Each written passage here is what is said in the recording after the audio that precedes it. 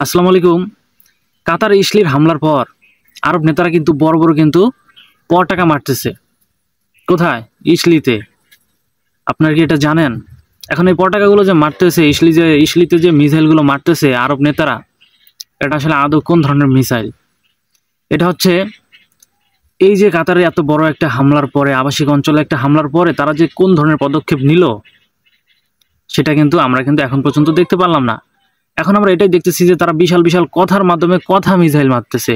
তারা কিন্তু অরিজিনালি কিন্তু কোনো পদক্ষেপ কিন্তু নেয়নি যে সেখানে একটা শক্ত হাতে কোনো ইসলির বিরুদ্ধে একটা পদক্ষেপ নিয়েছে মুসলিম রাষ্ট্রগুলা। এই ধরনের কিন্তু কোনো লক্ষণ কিন্তু আমরা এখন পর্যন্ত কিন্তু আরব নেতাদের মাঝে দেখতে পারিনি। তারা এখন পর্যন্ত ওই একটি কাজই করেছে, সেটা হচ্ছে যে নিন্দা জানিয়েছে, অনেক কিছু করেছে এবং বড় বড় কথা বলেছে। আর এই কথাগুলো বড় বড় মিসাইল আকারে গিয়ে ইসলির মাটিতে আঘাত করতেছে। কিন্তু আদৌ কি এটাতে কোনো লাভ আছে? কোনো লাভ নেই। আর অপরদিকে আপনারা একটা বিষয় দেখেন যে যদি কোনো ধরনের পদক্ষেপ নিতে চাইতো, তারা এমন পদক্ষেপ নিতে পারতো। কারণ ইসলির বিশাল অঙ্কের কিন্তু একটা ব্যবসা কিন্তু মধ্যপ্রাচ্যের মুসলিম রাষ্ট্রগুলোর উপরে রয়েছে। তারা চাইলে তার বিরুদ্ধে একটা অবস্থান নিয়ে সেই ব্যবসার উপরে কিন্তু নিষেধাজ্ঞা দিতে পারতো। এমনকি তাদেরকে অর্থনৈতিকভাবেও অনেক চাপে ফেলাতে পারতো। কারণ অনেক বিপুল পরিমাণে একটা তেলের বাজার কিন্তু রয়েছে এই মধ্যপ্রাচ্যে। তারা চাইলে যে কোনো সময় যে কোনো ধরনের একটা পদক্ষেপ নিতে পারত।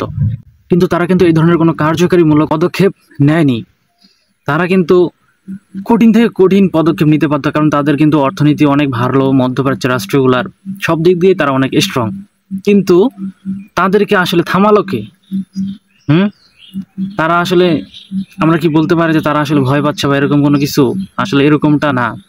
তারা কিন্তু আসলে বস হিসেবে মানে অন্য কাউকে, এই মধ্যপ্রাচ্যের রাষ্ট্রগুলা।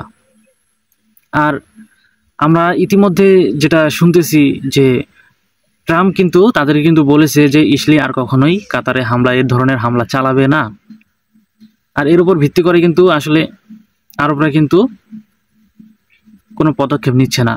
শুধু ওই ফাঁকা বুলি মানে বলতেছে যে এইগুলো পতাকা আকারে ইসলিতে পড়তেছে, কিন্তু আদৌ কিন্তু এগুলোতে কোনো লাভ হচ্ছে না। কিন্তু ইসলি যে ধরনের বিহেভ শুরু করেছে, সেখানে এই ধরনের কর্মকাণ্ডে আসলে কিন্তু একটা সময় কিন্তু আরবদের কিন্তু বড় একটা সমস্যার সম্মুখীন হতে হবে। হয়তো আরবরা এটা বুঝেও কিন্তু এখন না বুঝার ভান করতেছে, কারণ তাদের উপরে অন্য কেউ রয়েছে। হয়তো তাদের চাপে তারা কোনো কিছু করতে পারতেছে না, কিন্তু একটা সময় কিন্তু এটা কিন্তু অনেক বড় একটা আকার কিন্তু ধারণ করবে।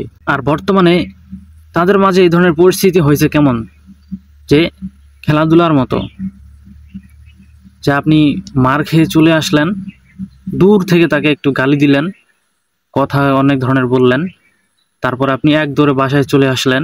ঠিক এরকম ছোটবেলার একটা কাহিনীর মতো এরকম আর কি। তারা কোনো পদক্ষেপ নেই, কোনো কিছু নেই, ওই সেম এই ধরনের দূর থেকে কিছু কথা বলেছে ইসলির বিরুদ্ধে এবং মুসলিম উম্মাকে এটাই দেখিয়েছে যে তারা প্রতিবাদ করেছে, কিন্তু অরিজিনালি কিন্তু তারা অন্য ধরনের কোনো পদক্ষেপ নেয়নি বা এরকম ধরনের কোনো প্রতিরোধ গড়ে তোলেনি, যেটা তাদের করা উচিত ছিল। তবে সামনে আরও কি হয় সেটাই কিন্তু আমরা দেখব। আর প্রতিদিন সকল এই ধরনের আপডেটগুলো পেতে অবশ্যই আমার এই চ্যানেলটি সাবস্ক্রাইব করে পাশেই থাকবেন।